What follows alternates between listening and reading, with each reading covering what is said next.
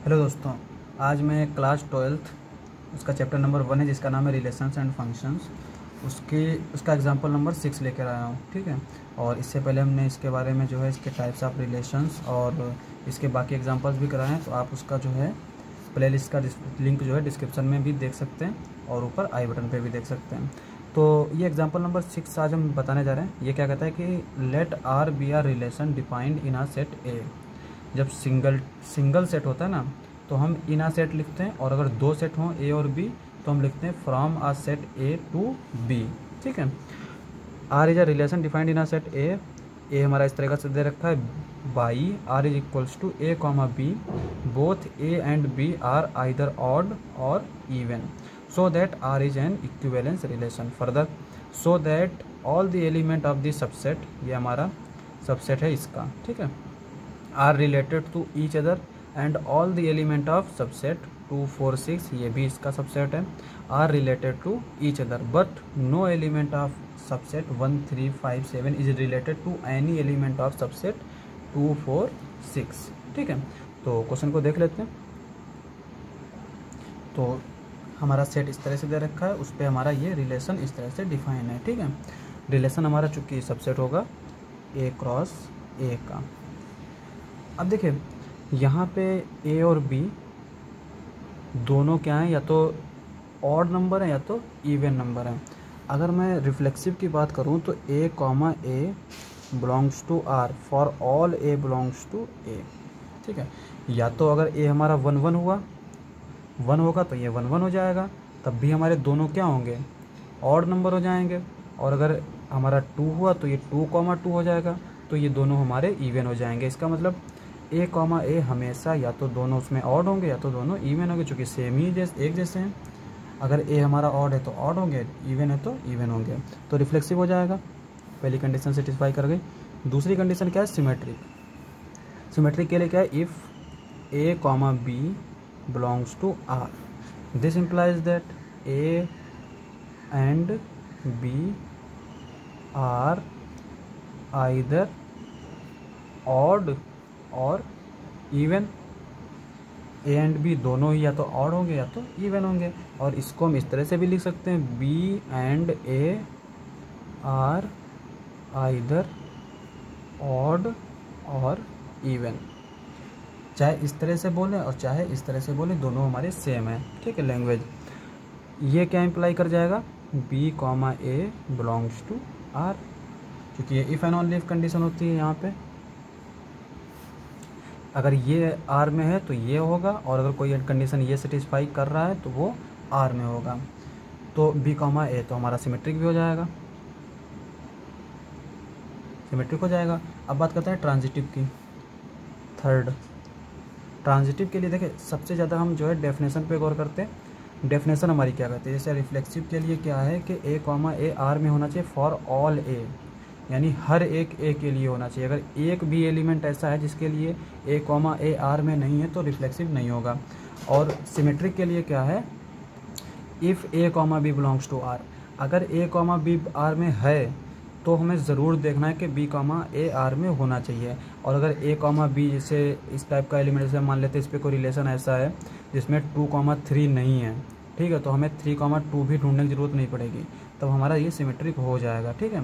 तो सिमेट्रिक के लिए क्या है, अगर ये है तब हमें ये होना चाहिए।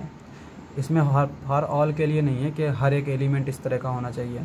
ट्रांजिटिव में क्या कहता है कि if A comma B and C B comma C belongs to R, यहाँ पे क्या है कि ए कॉमा बी और बी कॉमा सी, यानी बी जो है दोनों में कॉमन होना चाहिए। इस तरह से, इस तरह के अगर दो एलिमेंट हैं तब हमें बिलोंग करना चाहिए। This implies that A comma C belongs to R, तब ये हम कहेंगे ट्रांजिटिव। जैसे अगर मान लिया यहाँ पे इस तरह के दो हों जो एक दूसरे में कुछ भी कॉमन ना हो, जैसे यहाँ पे ए कॉमा बी है, बी कॉमा सी है, और यहाँ पे अगर कोई रिलेशन ऐसा दे रखता है जैसे यहाँ पे 1, 2, 3, 4 दे रखता है, तो हमें ट्रांजिटिव ढूंढने की ज़रूरत नहीं। अगर किसी रिलेशन में कोई भी एलिमेंट इस तरह का नहीं है ना, कोई भी एलिमेंट इस तरह का नहीं है, A comma B, B comma C type का, तो हमेशा वो ट्रांजिटिव हो जाएगा बाय डिफ़ॉल्ट। और उसको अगर हम लैंग्वेज में लिखना चाहेंगे तो उसको हम लिखेंगे कि देयर इज़ नो एलिमेंट इस टाइप का such that which is not satisfying this, यानी वहाँ पे कोई भी एलिमेंट ऐसा नहीं है जो इस कंडीशन को सेटिस्फाई नहीं कर रहा है, इसलिए हम कहेंगे कि वो ट्रांजिटिव है। ठीक है, अब यहाँ पे हमें ट्रांजिटिव प्रूव करने के लिए क्या ज़रूरत है, इफ़ ये इस पर गौर करना चाहिए, A comma B, B comma C belongs to R, R हमारा ये सिंपल है रिलेशन, ए कॉमा बी अगर आर में है, बी कॉमा सी आर में है, ठीक है, तो ए और बी दोनों या तो ऑड होंगे या तो इवन होंगे, बी और सी दोनों या तो ऑड होंगे दो या तो इवन होंगे। अब यहाँ पे देखना क्या है कि बी हमारा यहाँ पे भी है, यहाँ पे भी है, अगर यहाँ पे बी ऑड है तो यहाँ पे भी ऑड होगा, उसके लिए जो है सी भी ऑड हो जाएगा चूँकि दोनों ऑड होना चाहिए, ए भी ऑड हो जाएगा चूँकि दोनों ऑड होना चाहिए। तो इसका मतलब ये हुआ कि ए बी सी ये तीनों ही साइमल्टेनियसली आइदर ऑड और इवन। ठीक है, हम देख सकते हैं कि अगर बी हमारा इवन हुआ तो बी इवन होगा, तो यहाँ पे भी इवन, यहाँ पे भी इवन, तो इस इवन के लिए ये इवन हो जाएगा और इस इवन की वजह से ये इवन हो जाएगा, तो ये साइमल्टेनियसली एक साथ रहेंगे। ठीक है, इसका मतलब क्या हुआ, अब जब तीनों एक साथ होंगे तो इसका मतलब ए कॉमा सी जो है, A and C either odd और इवन। ठीक है, अब अगर ये हमारी कंडीशन सेटिस्फाई कर रहा है तो ये क्या इम्प्लाई करेगा, A comma C belongs to R, hence transitive. ठीक है, ये हमारा ट्रांजिटिव हो जाएगा।